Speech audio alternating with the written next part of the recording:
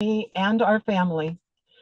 The place where we are standing is a family plot that was created by Mom and Dad when Mom was diagnosed with cancer. As family was one of the most important things to them, they wanted to create a space where we could all be together forever. The quote, "You died.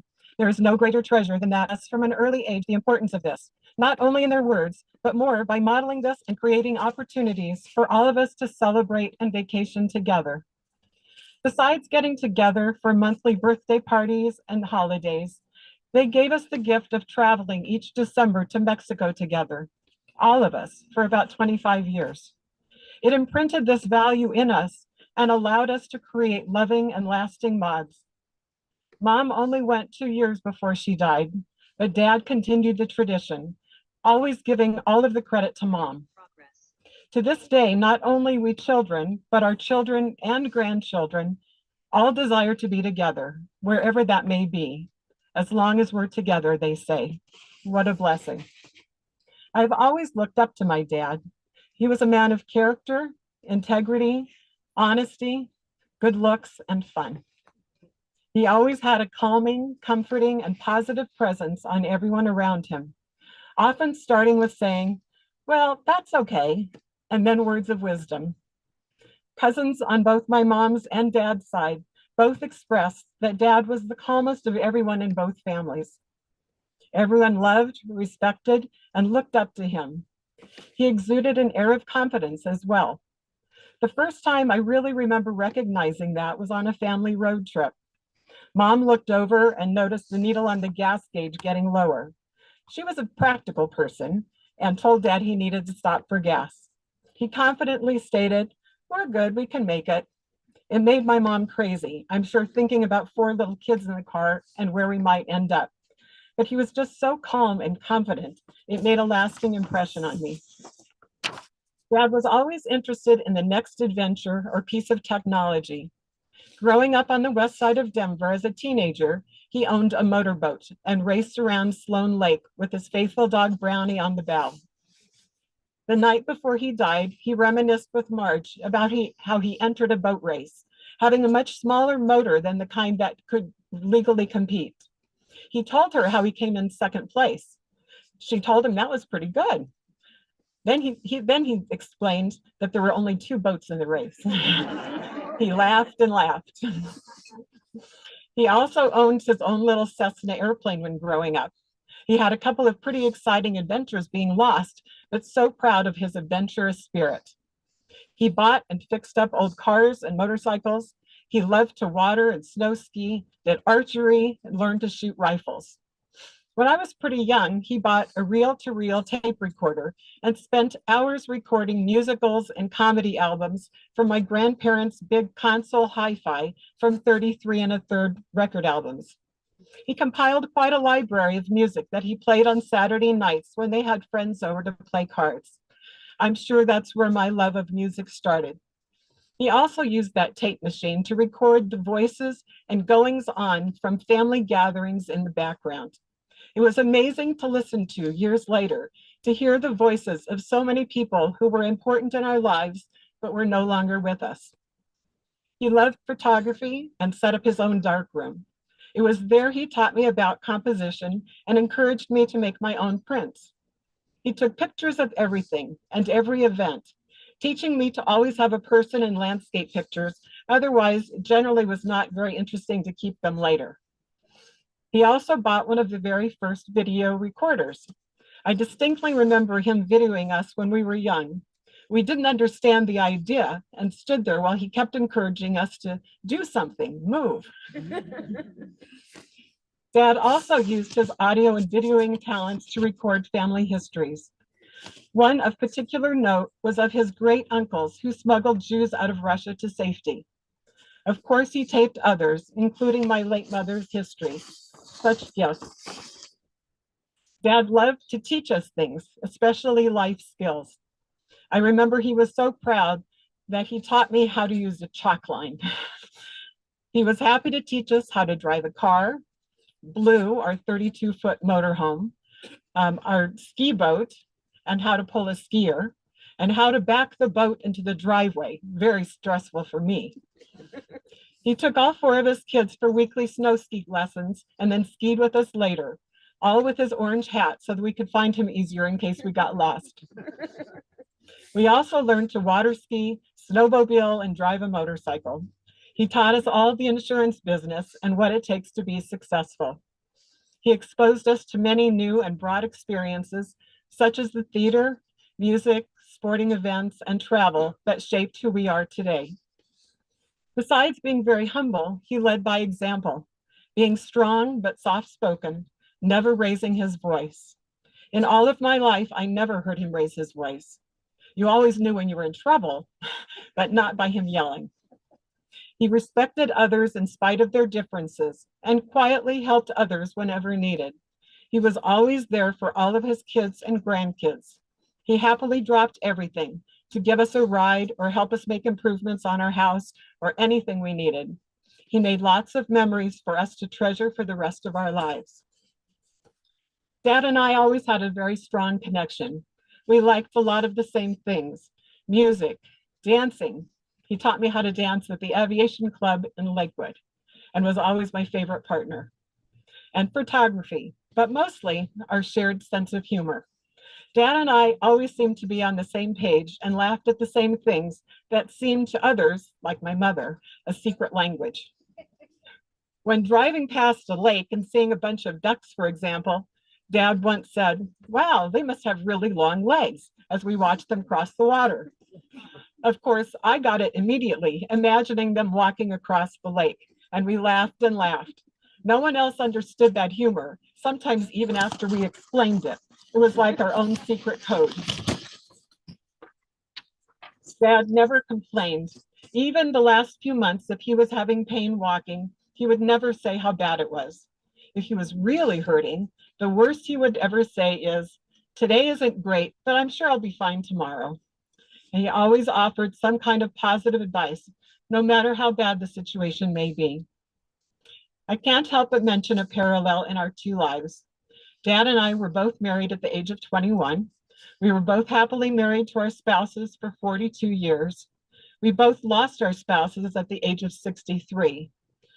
Dad lived 90 years, mostly in amazing health and vigor, always looking forward, being positive and calming, exuding integrity, honesty, and compassion. He was fortunate to die pretty healthy and very quickly and painlessly. I can only pray that I could live to mirror that, along with his many incredible traits. Today, which is my wedding anniversary to David, of blessed memory, I am also remembering Dad as he walked me down the aisle of my wedding, providing me with another beautiful memory. As an aside, while I wanted a full traditional wedding, he tried to offer me $100 and a ladder. Guess which I chose. Dad left us all with the best legacy there is, as Cantor said, with a good name. He will always live on through us and all the many values and life lessons he taught us all. Thank you, Daddy, for always being there, for all you gave us, and for all you taught us, and for your unconditional love and support. I will miss our phone calls with your cheery voice saying, "Well, hi, how are you?" I hope to continue your legacy. I love you now and forever. Rest in peace.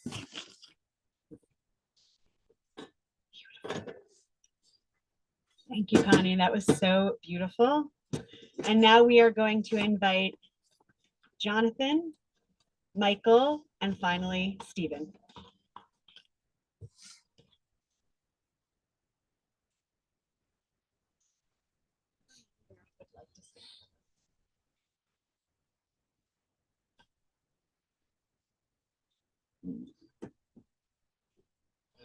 Thank you guys for coming. I'm going to try to fumble through this. What do you get from the man who has everything? That's the question I ask myself every Hanukkah, every birthday, every Father's Day. Everything that you could think of, Papa had, and anything that he wanted, he already had. And he had it all. He lived a long and great life, full of talents, skills, and knowledge. There was nothing he couldn't fix. There was no situation too stressful, and he brought a calmlessness to everything that he did and everyone around him. I can recall many stressful moments around him, and as my mom said, I never saw him get agitated even once in his life. I was fortunate to grow up about a mile away from Papa and Grandma, and as many of you know, I was a difficult child. I liked to run away. I would always go right to Papa and Grandma's house, and they would let me right in. They would care for me. They'd keep me cozy and pretend not to call my parents. I remember spending the night at their house and sleeping on the couch in their bedroom, and I remember never forget being tucked in on that couch. Papa and Grandma just a few feet away. He had great patience, and he was, I may say slow to anger, but I don't think he was ever angry. I never really truly appreciated the patience that he carried until the other night when I was thinking about this. I went to Denver Academy from middle school and part of high school, which is just a few blocks away from the Manor Insurance office. And every single day for 2.5, 3 years, I would come to the office every day after school. I'd just go sit in his office and hang out. And I can only imagine now having kids, I understand how stressful it is to have them in the office. I work from home and I've had many opportunities to have kids in the office and how frustrating and stressful it can be. Never once in all of those times that I was over at the office did Papa ever make it feel like I was a burden. Never did he act like I was distracting him or bothering him or anything. It was always just our time together to hang out. And I'm sure I prevented him from doing so much work. But he never let on, and we got to ride home together, and that was just our special time. It was awesome. He loved a lot of things. He loved his cars, especially his T-Birds. He was the coolest guy I know. He would just show up at the house, pick us up in his convertible, take us for a ride. We'd go to lunch. We'd go across the Cherry Creek Dam and just go cruising around. I remember he'd show up at the house on his little motorbike, and we'd have get to help him fix it. It was usually broken when it wasn't, more often than not. But he was just the coolest guy. And I remember with the cars, he'd go to car shows, and I think Stephen might be the only one who remembers these. But at Buckingham Mall, for those of you who remember the place, they used to put the T-Birds in the mall. And I remember Papa and Grandma would come and pick us up at night, and Grandma would follow in her white Lincoln, and we'd drive in the T-Bird, and we'd go drive through the mall around all the closed stores. It was the coolest thing ever. I always begged to let me drive. Let me just a little bit. I was like 10. Of course, he never let me do it. But I finally did get my driver's permit. Papa took me over to Thomas Jefferson High School parking lot to go just drive around and practice and take his advice like he does.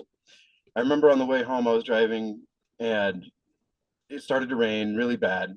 I could barely see less than a car length in front. I was so scared, and we're just driving, and Papa's a nice Lincoln, and he's just cool as a cucumber. Keep going. We get to his house, and he says, "Keep going. We're gonna go take you home." Okay. Drive another mile in the rain. I couldn't see, scared out of my mind. And Papa's just there the entire time. Did not a stress in his voice, nothing. Slow down, turn right. You're fine. It was good. That was him. He was just cool as can be. I've written a lot more. I don't want to just ramble on up here. But I am so thankful in 2015 when we had the opportunity to move back to Denver and raise my children here, our kids here, and they've been able to build a special relationship with Papa. It's pretty amazing. I just want to close. As I struggled to write this eulogy, I was thinking about that initial question: what do you get for a man who has everything? And I think after all these years, I finally figured out what it is. And the best thing I can do is just continue to pass on his sage advice, the lessons that he taught me, instill those values in my children, and just carry his spirit forward. And those values that made him such a great man and the coolest guy I know. I'm gonna miss you.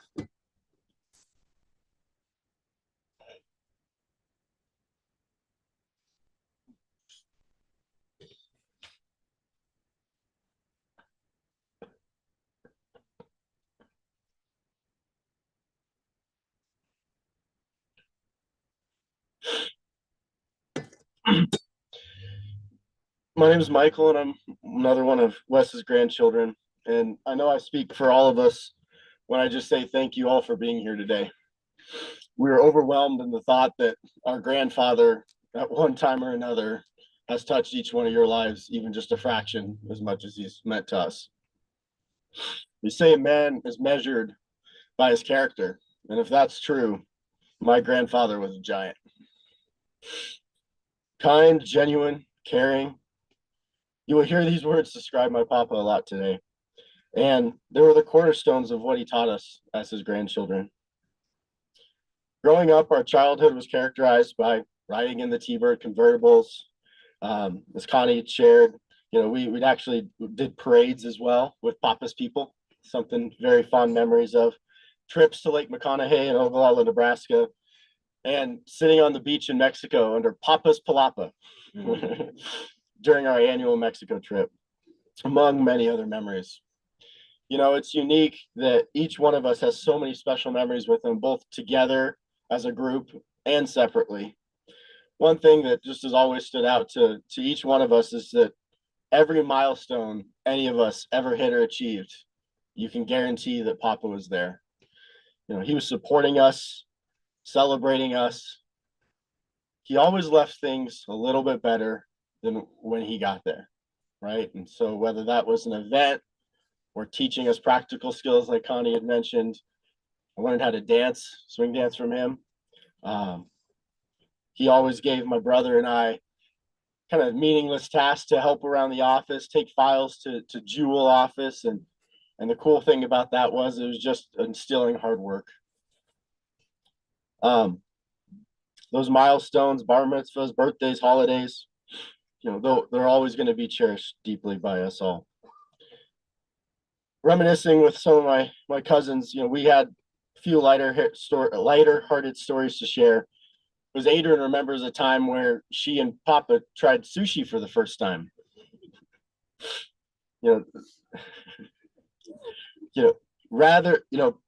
Adrian, for whatever reason, was adamant that tofu was the same thing as sushi.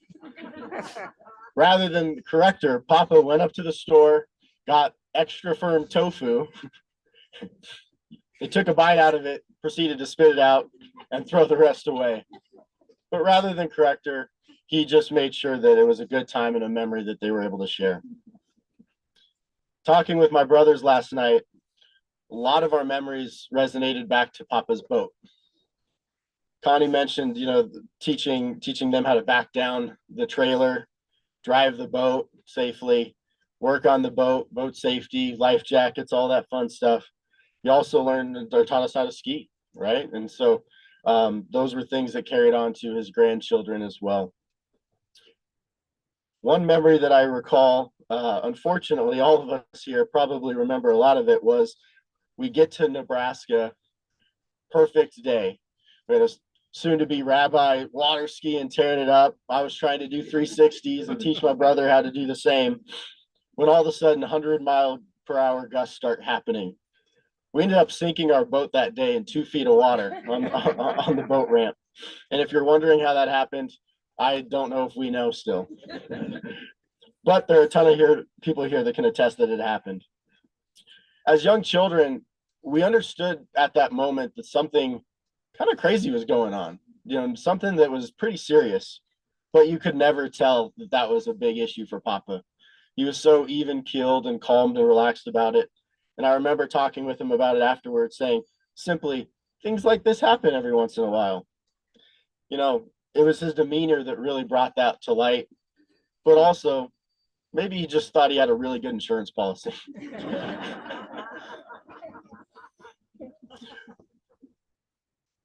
As Jonathan mentioned, what do you get for a guy that has everything? Papa was a notoriously hard person to shop for at the holidays. You ask him what he wanted for Christmas or Hanukkah, and he never really had any good ideas for us. At the same time, his generosity to each one of us was unmatched. I remember walking into their house Christmas Day and seeing an overwhelmingly amount of presents under the Christmas tree. As we grew older, Papa's support continued through memories, marriages, births of great-grandchildren, and more. And all through this time, he was just instilling so many amazing traits every single day with us. Think about it. Never once have I heard him talk about another person in vain, ever. I also never heard him say a curse word, which is pretty incredible. And while I like to think that I inherited several of his traits, that sure as shit was not one of them.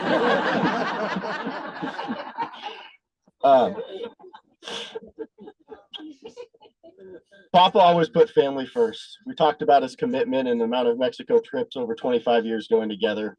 It was just evident how much and how important being together was, whether we were sitting on the beach or making sure that we were doing family dinner every single night in Mexico.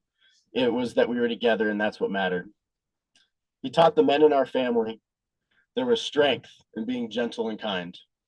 And he showed the women in our family how each one of them should be treated, setting a near impossible standard for anyone to live up to. As his grandchildren, these memories and life lessons will live through us and be passed down to our children, his great grandchildren, to carry on his legacy.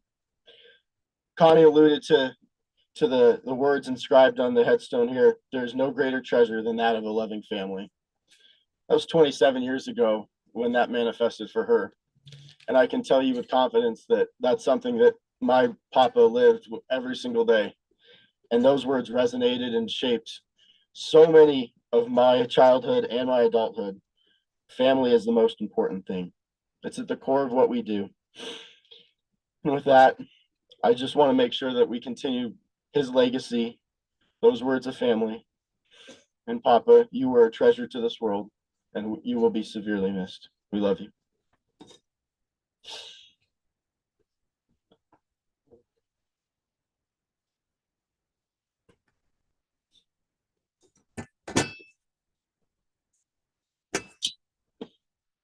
I'm not sure Papa would have worn a tie to this.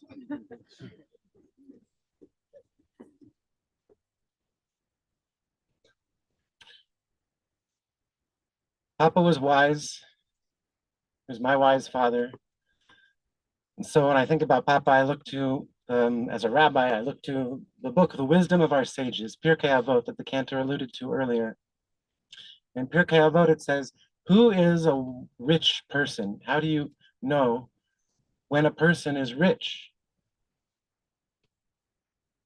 Papa was a good businessman, but he was no Jeff Bezos or Elon Musk. But I would argue that he was richer than both of them put together. The rabbis say the person who's really rich is the one who is happy with what he's got. And Papa was happy with what he's got, not in a nihilistic, like it is what it is sort of way, but always positive. Whenever you would tell Papa something, he would say, well, he'd start off with, well, and then he would offer some sort of positive advice or positive way forward. Always, you could tell him the worst thing, your world could be crashing down on you, and Papa, you come crying to him, and he'd say, well, and then offer some sort of way forward. And that's the way he was. He would just take the reality as it is and move forward with it in the most positive way that he possibly could. He's the original do-it-yourself before DIY was a thing. The original do-it-yourself kind of guy. He was interested in photography, so he built a dark room in the basement. He was interested in, he needed to do some electricity work around the house, so he learned to be an electrician. He learned to be a plumber. He learned to fix cars. He learned to make do with whatever he had. He wasn't super wealthy that he could buy a big fancy boat, but he bought a little tiny boat and drove it around Sloan Lake. Even with airplanes, all kinds of things that he wanted, he just made it happen. And I share a lot of those things, not a lot of those interests, not really photography or electricity or plumbing. Certainly not. But I do have a lot of the same interests that he had. And I appreciate about these things the type of outlook that he had. For example, he liked go-karts, motorcycles, anything that you could drive, anything that could go fast. And I share that passion for him. I was in Reno a few months ago, and we stumbled on an old car show, and there were T-Birds and all kinds of blocks and blocks of old cars. And I remembered exactly what my brother just said about going with him and grandma to the car shows and all the people. And he loved that sort of excitement. He loved the water. He loved boating. I love boating. He took us all to or a lake, remote lake in Nebraska every single year on vacations and taught us how to do all the water sports and all of the things. He was in complete ecstasy in those moments, completely full of joy to watch his sons teaching his grandchildren how to water ski and drive a boat. You could see the pride in his eyes and the feeling of the family being together and learning together and growing together and enjoying was, I think, the most important and most special thing to him. Before I was born, they owned an RV and they went RV camping, and I heard about all those stories, and we've been on now 3 or 4 family RV vacations together, and they are the best. It's a low budget, and it is a way to be together and to like spend the whole time really in close quarters, and just an incredible way to camp and an incredible way to vacation. We shared a love for breakfast and food, especially in Greasy Spoon diners. He'd like to take me to the like most dive diner he could find in Denver, and he would take me there sometime. And I also do the same thing. I find every small hole in the wall diner I can find, and I love to go there for breakfast. We had the same kind of humor. Papa had in his one of his rooms a whole bunch of tapes. Cassette tapes is what I was interested in at the time, and I found old Alan Sherman tapes. And oh, he introduced me to Alan Sherman and Burns and Allen and all those old radio people. Papa loved also piano music, music in general, but especially piano music and comedy. Also, Victor Borge, she introduced me to him, and he encouraged my piano and music playing. He bought me my first piano. Papa.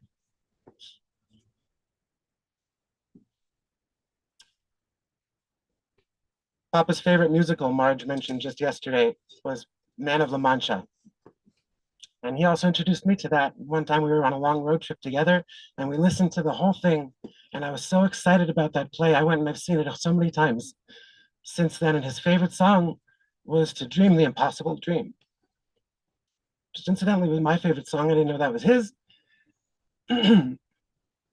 Just a couple of months ago, we were driving to Massachusetts on a family vacation, and I listened to the whole album with Mara, my daughter, and Julia, my wife, and they fell in love with that show. I'd never heard of it, and I told them all about Papa and all about his joy and his love of especially that song, The Impossible Dream, and being able to do anything that you want to do, you can do it. There's nothing stopping you from going after your dreams. Papa loved to travel, he loved vacations, but most importantly, he loved to experience those things together with family. Papa was, Papa, very important value was discretion and privacy and confidentiality on some of these trips. Jonathan and I were only teenagers, and we discovered that you don't have to be so old to go to the bars in Mexico. Before Papa met Marge, we would have to share a room with him in Mexico. Jonathan and I would stumble in at some time, little teenagers, and he'd pretend to be asleep. The guy, he never told anybody. We're making all kinds of noise and stumbling in the room, and he never said a word about it. He said, "No, I didn't hear you."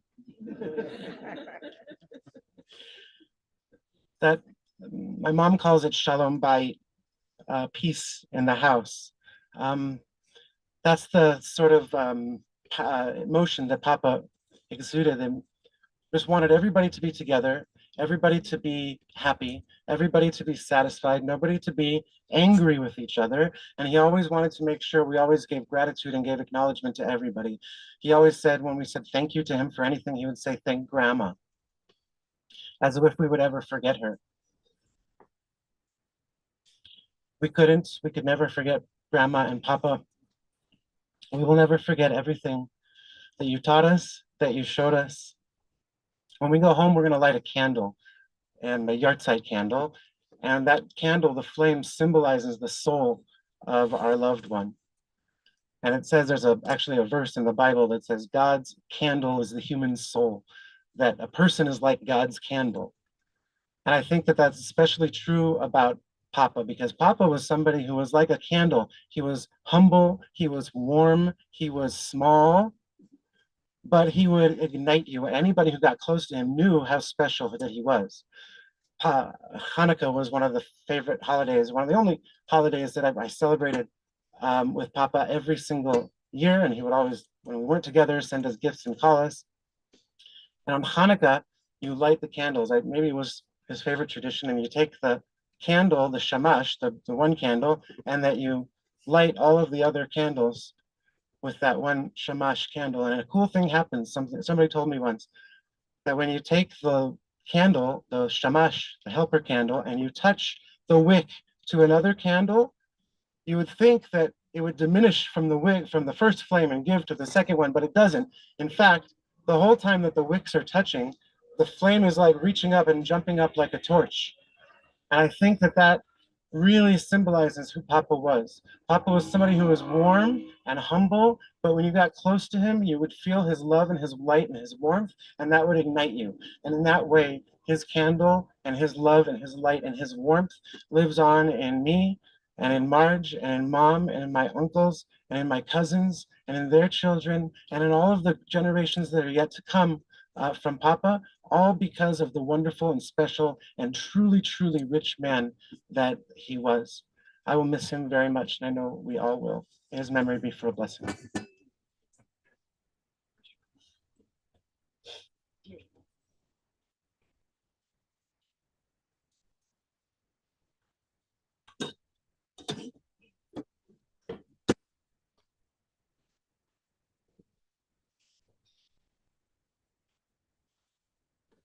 Eloheinu v'Elohei Avotenu v'kol Toratenu.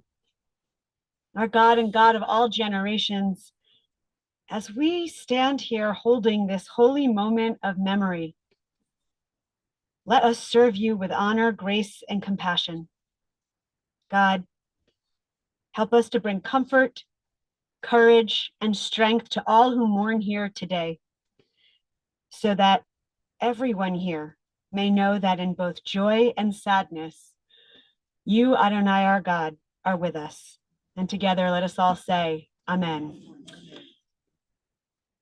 It is hard to share words after such beautiful tributes. But just for a moment, I want to circle back to something that Stephen just shared. This idea of the impossible dream. This song from Man of La Mancha that talks about what it means to reach for something, to really want something, and to be able to see it right in front of you. From what you shared with me, it seems that Wes had not only this idea of dreaming, but almost a clairvoyant quality to help those in front of him with his calming strength or strengthening calm, either one. And that, as has been mentioned before, when people came to him with a problem, he would sit and he would hold it, and then he would be able to say, so let's dream what comes next. Let's think about it. And in that way, looking at what he was able to accomplish with his family, I say that he did better than just dream the impossible dream. He made it. He made it come true. Look at this family in front of you and the closeness that you have achieved. I'm so sure that was his dream, and he did it. Look at all the many things that he wanted to learn how to do, and he did them. To live a life, seeing in front of you what you might want, and then knowing how to find it, not just for yourself, but how to help others find it, that is extraordinary. That is a quality of someone who has found a little bit of the sod, the secret of what life is. And so to honor his memory at this moment, and in that spirit, we're going to sing a little bit of the impossible dream.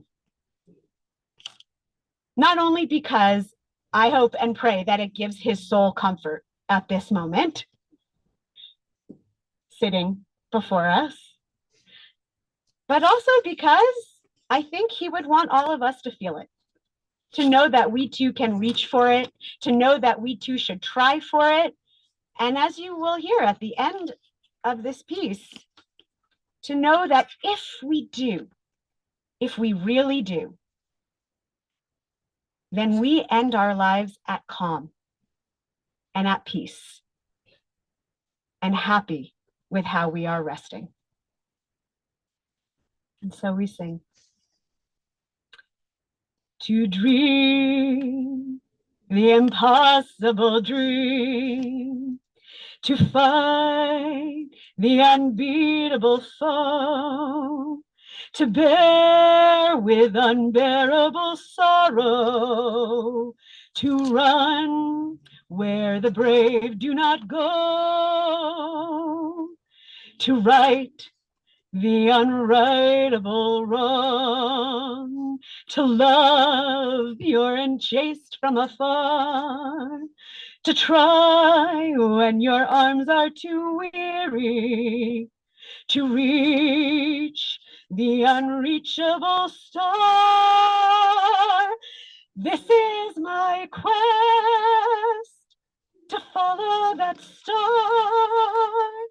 no matter how hopeless, no matter how far, to fight for the right without question or pause, to be willing to march into hell for a heavenly cause. And I know if I only be true to this glorious quest, that my heart will be peaceful and calm when I'm laid to my rest, and the world will be better for this. That one man, scorned and covered with scars, still strong with his last ounce of courage to reach the unreachable stars.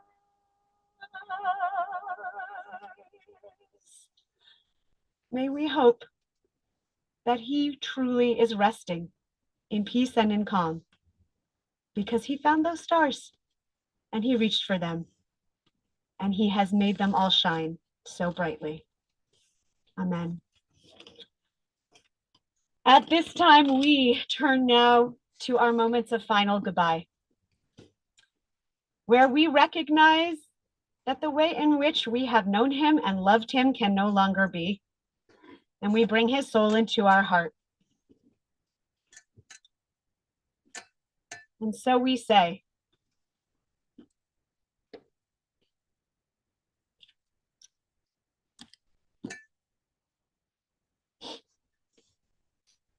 early or late, all must answer the summons to return to the source of being. For we lose our hold on life when our time has come, as the leaf falls from the bough when its day is done. The deeds of the righteous enrich us all as the fallen leaf encircles the soil beneath. The dust returns to the earth. The spirit lives on with God. Like the stars by day, our beloved is no longer going to be seen by our own eyes. They shine on forever. Theirs is eternal peace. Let us be thankful for the companionship that continues in a love so much stronger than death. Sanctifying the name of God, we honor Wes's memory. In the rising of the sun and in its going down, we will remember him. In the blowing of the wind and in the chill of winter, we will remember him. In the opening of buds and in the rebirth of spring, we will remember him. In the blueness of the sky and in the warmth of the sun, we will remember him. In the rustling of the leaves and in the beauty of autumn, we will remember him. in the beginning of the year and when it ends, we will remember him. When we are weary and in need of strength, we will remember him. When we are lost and sick at heart, we will remember him. When we have joys we yearn to share, we will remember him. And so long as we live, he too shall live, for he is now a part of us as we remember him. Baruch atah Adonai, notea b'tochenu chaye olam. Blessed are you, Adonai, who implants within us eternal life. Amen. So at this moment, we are going to engage in a holy practice that has been part of our tradition for thousands of years. Our loved ones deserve to be buried by hands that knew them, by hands that held their hands, by kind hands, by sorrowing hands. And so at this time, we are actually going to engage in this mitzvah of burying Wes, because we know that he has given us the gift of what it means to be selfless. And so we share that with him, a commandment that cannot be repaid, something that is entirely done out of love. And so at this time, I'm going to invite members of the immediate family to come and place earth in the grave.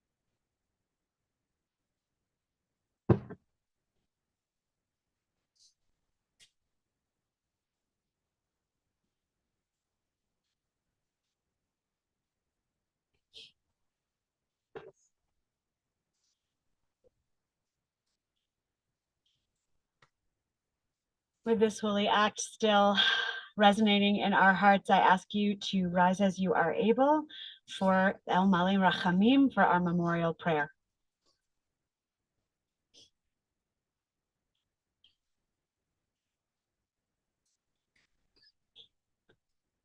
El Malei Rachamim, Shochen B'Meromim, Hametzei Menucha Nechona, תחת כנפי השכינה במעלות קדושים וטהורים, כזוהר רקיע מזהירים את נשמת שלמה ולבו בן זיסו וחנה שהלך לעולמו, בגן עדן תהא מנוחתו.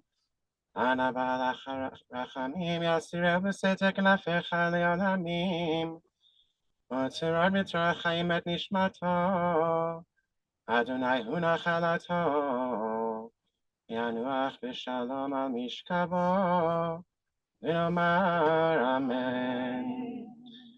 Amalei Rachamim, exalted, compassionate God, grant infinite rest in your sheltering presence among the holy and pure to the soul of Papa Stanton Wesley Mankoff, Shlomo Velvo, Ben Zisel Vechana, of blessed memory. Holy One, we ask that our loved one find perfect peace in your mortal embrace. May his soul be bound in the bond of life, and may he forever rest in peace. And let us say Amen. We remain standing now as we turn to words that have comforted our people for centuries, the words of the mourners Kaddish. Yitgadal ve'yikadash shemei rabba, ve'alma divra chirute ve'amlich malchute, b'chayechon u'v'yomechon u'v'chaye dechol beit Yisrael v'imru amen. Yehei shmei rabba mevarach le'olam u'lamei almaya. Yitbarach v'yishtabach v'yitpa'ar v'yitramam v'yitnaseh. V'yitadar v'yitalev v'yitalal shmei dekudsha brichu. Le'ela min kol birchata v'shirata, tushbachata v'nechamata, da'amiran be'alma v'imru amen. Yehi shlama rabba min shemaya, v'chayim aleinu ve'al kol Yisrael v'imru amen. Oseh shalom b'mromav, hu ya'aseh shalom, aleinu ve'al kol Yisrael v'imru amen. And may the source of peace send peace to all of us here who mourn, and comfort to all who are bereaved. And together we all say, Amen. Before we officially conclude our service here, I wanted to let everyone know that Shiva will happen immediately following this service at Connie's home, 4079 South Quince Street, Denver. It will be today immediately following burial until 7, and Thursday from 3 until about 7, with a minyan each night at 5:30 p.m.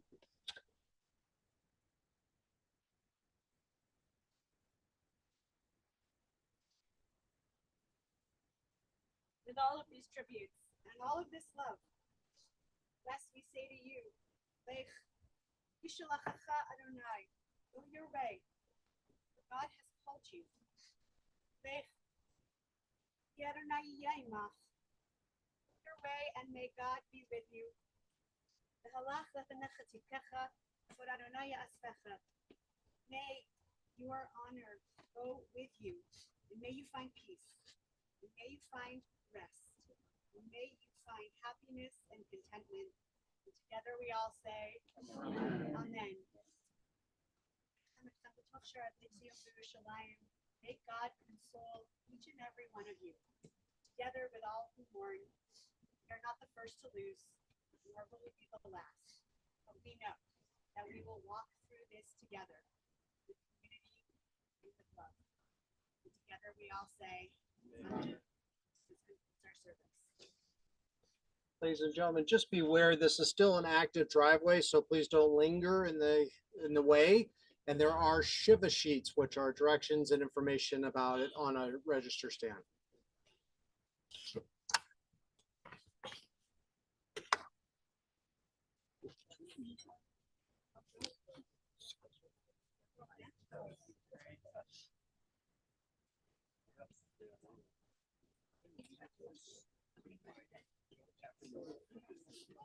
I think you should stay there for just 1 minute.